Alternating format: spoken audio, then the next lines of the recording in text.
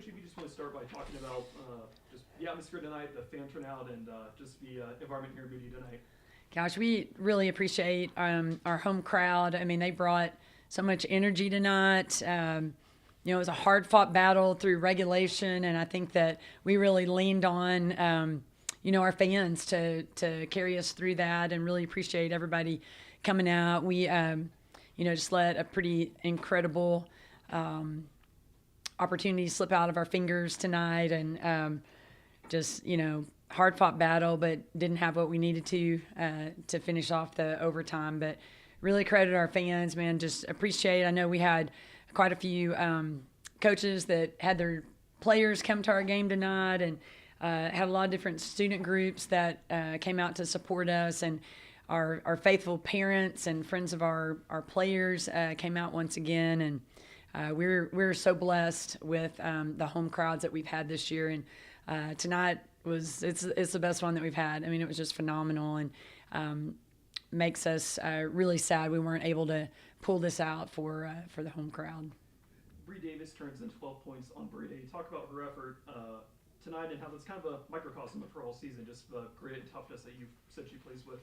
Yeah, I'm really proud of Bree and just how she's been a leader for our team throughout the course of the season. And she doesn't talk a lot, but when she communicates, like, everybody listens. They know that she for sure is coaching them up out of love. They all trust her. They rely on her. She's just been a great leader for us, and you know what to expect from her every day. I mean, she shows up with a great attitude. She shows up with a really high level of just a competitive spirit every day.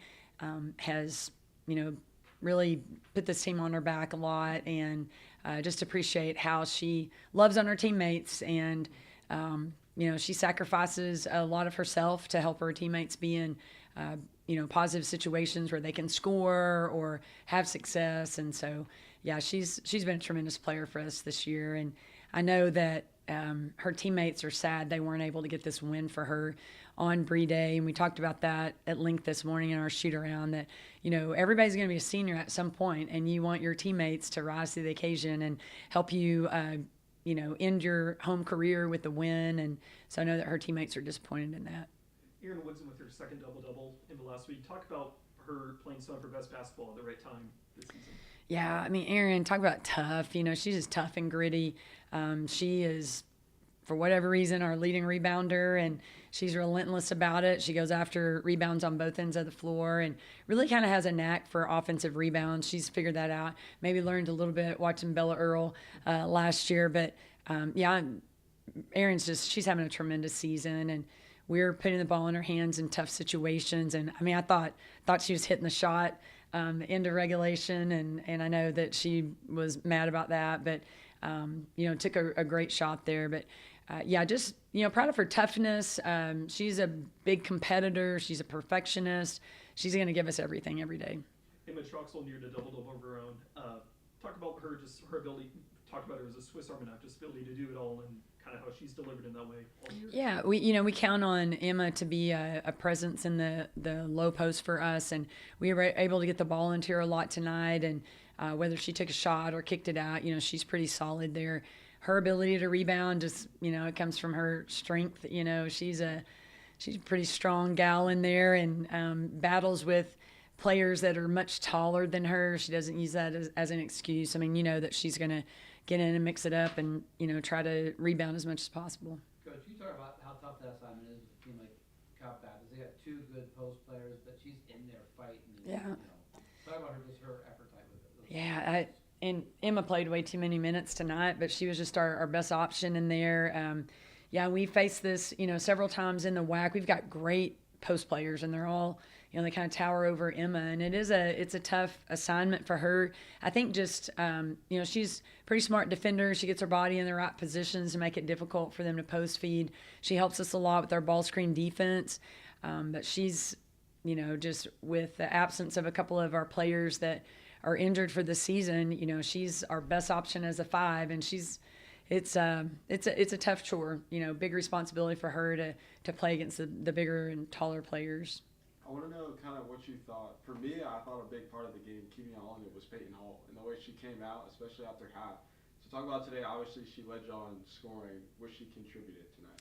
Yeah, Peyton's tough as nails as well, and she just has this great scoring mentality. She's going to try to go get shots up. Thought she made some great decisions driving today where she made a shuffle pass to the backside block and hit Emma and other players over there. Yeah, Peyton, she's very skilled. I mean, she's really good at passing, but she just has this great scoring mentality. And, if the hand is down, she's going to try to get a shot up. And so proud of her continuing to try to go get buckets for us. And then with You don't give away a trade secret. Was she the first option there at the end of regulation, or was she a decoy? She was the first option. Yes. And then also too, I think another player that kind of was important, 7 points today, but outside of the things on the stat sheet, Jasmine Stone kind of just running around all over the place. What'd you see from her? Yeah, Jazz is a great spark for us. We put her in a lot of times when we're struggling on defense because she will get after it and try to stop drivers. I felt like they manipulated their offense a little bit when we had her in there, where she ended up on post players kind of accidentally, and it was a terrible mismatch. But she is going to go really hard. She's going to help us defensively. Offensively, if she can drive deep and kick to shooters or make shuffle passes to post, that really ignites our offense as well. But for us, she really has been a tremendous and pretty consistent spark off the bench, especially in WAC play. And then I know right now, for you guys, last time you played them, it was kind of, I'm not going to say it was the same thing, but the threes down the stretch, right? And then today, the same thing kind of happened with Barra shooting a couple of those threes. What'd you see defensively? Yeah, I have to look back for sure. I mean, we just have to have more urgency. They have a team full of three-point shooters, and in those situations, we're usually switching on screens away from the ball, and you've got to switch up so that you're there with a hand in the face of a shooter. And we, those are definitely defensive lapses toward the end where she hit. I think they were probably back-to-back threes. We just were not there to, turn her into a driver. And then I know the struggles, right? You talk about playing smaller now. When you have to kind of go against a team that can put in a couple bigs, just how are you going to approach that? Because there's a lot of teams in the WAC that have more size than we do just because of injuries. Yeah, and Amy's been a good option for us with that. She battles with folks that have the taller 5 players. I thought Smith beat her a couple of times on back doors just with her quickness, and so that was, kind of the reason I didn't go with her more. But Amy she's done a good job with the bigger 5, so that's, coming in off the bench, probably the best option for us right now. You don't need to wait long to flesh this one. You're at UTA on Saturday. Talk about the opportunity to bounce back in only a couple days. Yeah, quick recovery, but we get to spend the night in our own beds. We get to work out here tomorrow, use our training room, use all the recovery tools in there before we head to Arlington. We'll probably get there in time to go to bed. And so we're going to maximize the time that we have here, just taking care of ourselves, watching plenty of video. We've got plenty of time to be out on the court, going through things that they run. It's hard to beat somebody 3 times. We've done that twice this year. We have the opportunity on Saturday to beat someone 3 times, and I'm sure they're talking about that like crazy, like how hard that is. And the 2 games we played against UTA, they're battles. They are battles. Both teams go on runs, and so we just got to hunker down and be ready for that. And then I will say another positive I thought was kind of what kept you guys in the game too was limiting Chloe Lemon coming off the bench. Talk about the approach coming into the game to stop her. Yeah, she's always on the scouting report for sure, and she just shredded us last time, 6 of 8 from the 3-point line, and has not hit a 3-pointer since then in their last 5 games, which was real interesting. But we just talked about when she comes in the game, you got to play a little bit closer to her. Again, we switch screens away. You got to switch up, make sure that we're turning her into a driver. She just can't get comfortable on the 3-point line. And so I think the players did a nice job on her. And then now the approach kind of shifts a little bit for you. So what are you telling the girls after you drop 2 to CBU, and then I guess now you're out of the first seed? Just what are you guys motivating and looking forward to? Yeah, we've not talked about the tournament at all until after this game. I just talked to them about it. To position ourselves for success next week, we need to get this number 2 seed. We need to win on Saturday. That's what it's about. You got to win, position ourselves where we can go straight to the semifinal. This is a team that doesn't need to play 3 games in the tournament.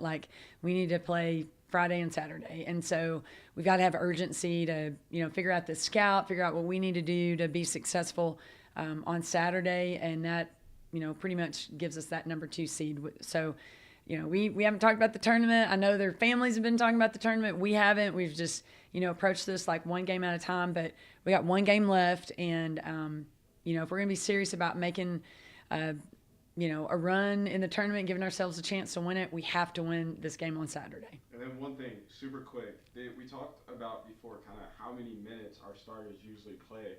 Is that just a mindset, like going to the end of the season before the tournament? Is that behind your mind, like giving these girls a rest, or is that why that 2 seed is what you're chasing after? Yeah, we got to win Saturday, and we'll have the day off Sunday and Monday. If we win Saturday, we'll have plenty of time for them to recover before we head to Las Vegas. And so, and when we do scouting reports, it's interesting right now how heavy starters' minutes are. Even for Cal Baptist, but everybody's playing their starters really hard. Everybody's like kind of shortening their rosters. They're playing like 7 kids, 8 kids. And so, we're no different. I have a lot of trust and confidence in that starting lineup, and they're playing a lot of minutes. And that's why, tomorrow, we've got to be really careful with, our energy expenditure and just what we're doing for recovery.